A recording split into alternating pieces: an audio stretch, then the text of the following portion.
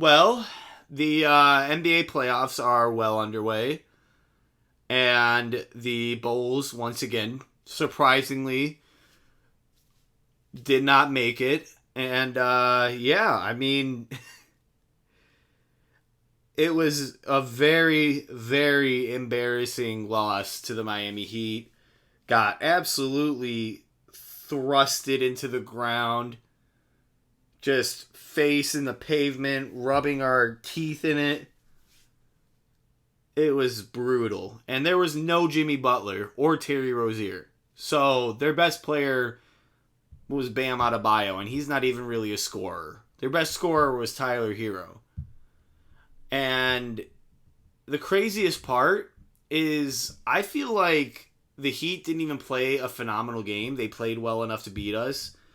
But, obviously without Jimmy and Rozier, two very important players, obviously, to that team, they're not going to be able to play phenomenal. But when you play against the Chicago Bulls, anything is possible. We just couldn't hit anything. Wasn't going our way. This team is just incredibly mediocre. It doesn't even it doesn't even get any more complex than that. We're just mediocre.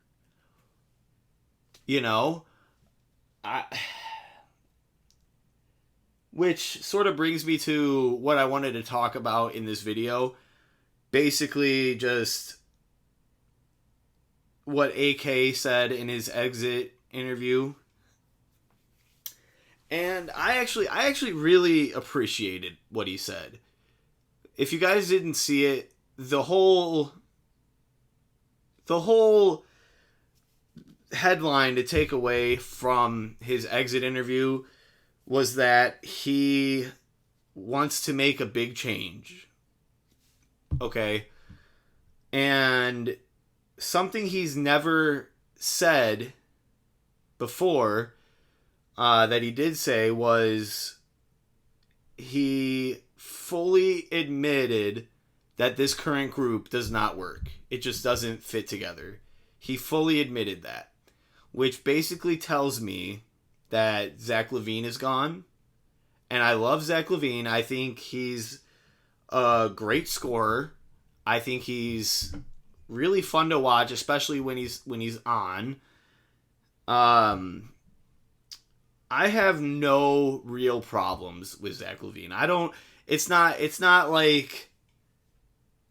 like I don't hate him at all. I don't dislike him at all.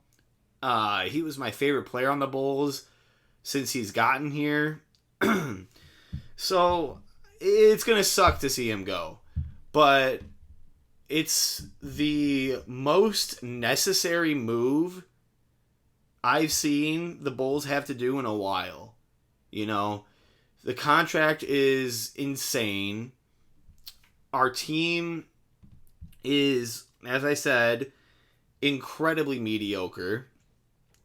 And worst of all, because of the contract, we have no room financially to do anything, really. DeMar DeRozan's up for a contract. I believe Patrick Williams is also up for a contract. And as Casey Johnson pointed out, if you were to keep both of those guys, you're going to be at the luxury tax. And another interesting thing that AK said, which I actually thoroughly enjoyed AK's exit interview. I thought it was very... he said a lot of things that was on a lot of Bulls fans' minds. He said a lot of things that a lot of Bulls fans have been saying for a while now. That he wants to make big changes. He wants to be active, really active in free agency trades, and build through the draft or whatever, whatever.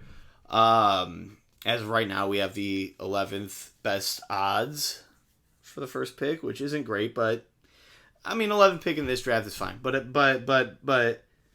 um,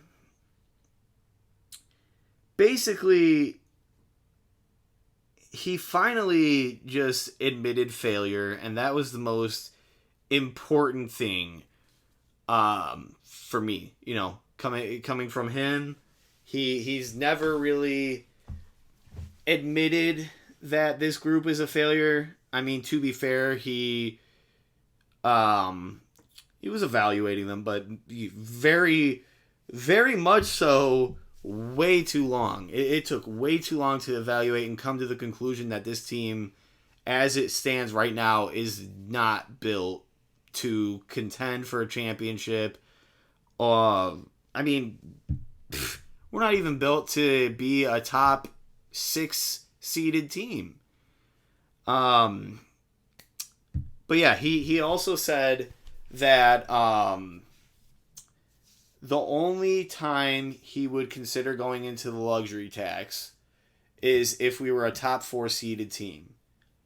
And or if he believed that we could be a top 4 seeded team. You guys like my Crocs. But I actually really like that he said that, because it gives you an idea of how he thinks. It makes you realize, like, okay, you know, despite the lack of moves, me personally, I don't think it's him being lazy. I think he's looking at this team and like, well, I mean, why would I go and try to sign these expensive role players and go well into the luxury tax if we're going to be, at best, a 7 seed, 8 seed? You know? It doesn't make any sense. You have to make a huge move, and then, like, people, you know, I saw a trade. Well, I didn't see a trade. It was more of a rumor that we're looking to get a star, trade for another star or whatever. Lord only knows how. But I actually did hear Casey Johnson bring up a possible, as crazy as this sounds, Zach LaVine, possibly others, for Donovan Mitchell. I mean, I love Donovan Mitchell. I think he's phenomenal. I think he's better than Zach LaVine by a long shot, honestly. I mean, I don't know. For some reason, I think he's a better scorer. I think he's more consistent. I think he's more dominant. I think he's more of the type of guy you want to build around. He just seems more like the type of guy that you want to be the face of your franchise. I would do that in a millionth of a heartbeat. Would the Cavs do that? Not unless they get a better offer from other teams. I don't know how interested they would be in that.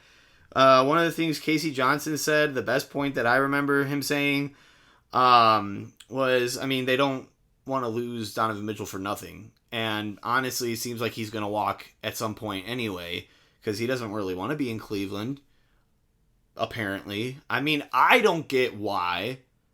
You know, I understand that it's Cleveland, but, I mean, I think they're a pretty damn good team. I don't get it. And he's flourished there. I mean, where hasn't he flourished? He was amazing in Utah. He's amazing in Cleveland. You know, I mean, would it be better if he were in a big market like New York or Miami or LA or something like that? Sure. But, I mean, that brings up another point why I would like to see him stay in Cleveland. Everybody else is doing that, dude. Everybody's going to New York. Everybody's going to Miami. I mean, okay, relax. I mean, you know, not everybody's going to New York, you know, or Miami. But, you know, everybody's rumored to go to New York, Miami, either of the Los Angeles teams, whatever. Give Cleveland more of a chance. You guys are a very talented team. And they have shown that they are willing to build around you. I like him in Cleveland. I think that's a fun team to watch when healthy. I think they have a ton of potential. I just don't. I don't. It bugs me to see constant trade rumors involving him. It's like, and the thing that sucks is like, you hear that apparently he doesn't want to stay in Cleveland, which is like, dude, like, there's so much potential with that group. So much. But I mean, I guess I'm no expert. I guess there's things that I don't know. I mean, they're not a big market team. Can I see them winning a championship? Not unless Evan Mobley takes a insane leap. He's a good young player, but is he gonna be like a mega star or a superstar, like a 1A type of guy that could really propel the Cavs into true championship contention? Probably not. He's gonna be like a third option, second or third option. He's a great player, good player. He's a really good player. And I like Darius Garland.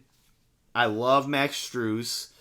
Jared Allen's cool. I love Jared Allen, man. There's just something about him. I love the defense that he plays, the rebounding. Super athletic. But I get it. I don't see the Cavs winning a championship with this group. But it's like, dude, you guys easily avoid the play-in. I think they were like the 4th seed or something like that, which is not bad. You could easily crack the top 3, I mean, maybe, if Donovan Mitchell has an MVP caliber season, which I would say next year, but I doubt he's going to be there because of all these rumors, he would be able to take them to the top 3. I really do think so. And if Darius Garland can stay healthy, if the team could stay healthy, and if Mobley can continue to grow, that's huge. But I mean, in all reality, there's not really another superstar there.